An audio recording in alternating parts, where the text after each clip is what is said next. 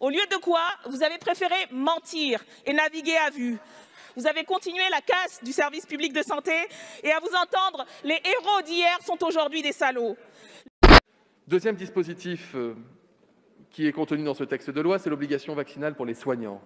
Cette obligation vaccinale des soignants est donc prévue par le texte issu de la commission mixte paritaire, avec une nuance, mais une nuance que je trouve très positive, qui est qu'à compter du 15 septembre, l'ensemble des soignants qui auraient bénéficié d'une première injection et qui auraient donc intégré un parcours vaccinal ne seraient pas soumis au dispositif de contrôle, voire de sanction. Ils auraient un mois supplémentaire, c'est-à-dire jusqu'au 15 octobre, pour être à jour de leur calendrier vaccinal.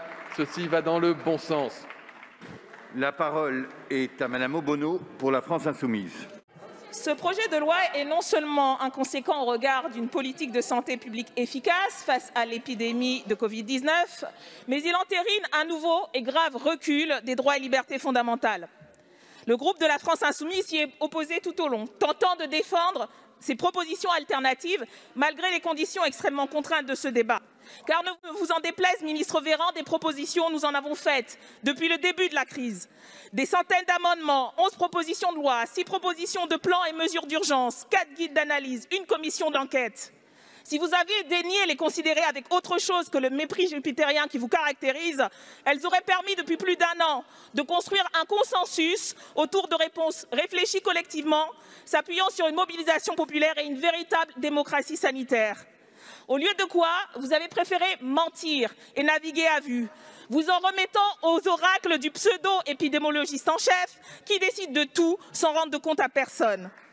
La France s'oppose ainsi toujours à la levée des brevets au sein de l'Organisation mondiale du commerce.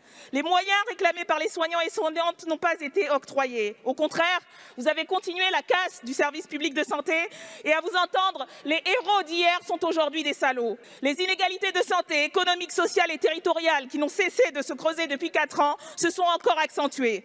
Nous refusons de fracturer encore plus ce pays, d'opposer les citoyens et citoyennes entre les gentils vaccinés et les méchants et méchantes non vaccinés.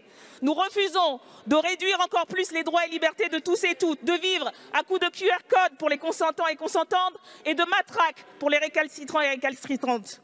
Parce que pour nous, liberté, égalité, fraternité, ce ne sont pas que des jolis mots sur les frontons, mais des préceptes qui doivent guider l'action politique en temps calme comme en temps de tempête.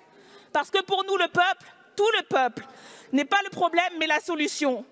Là où vous voulez diviser, nous proposons d'unir dans la mobilisation contre votre dérive autoritaire et antisociale et dans la construction de l'alternative à votre pouvoir déliquescent. Nous appelons donc à voter pour cette motion de rejet.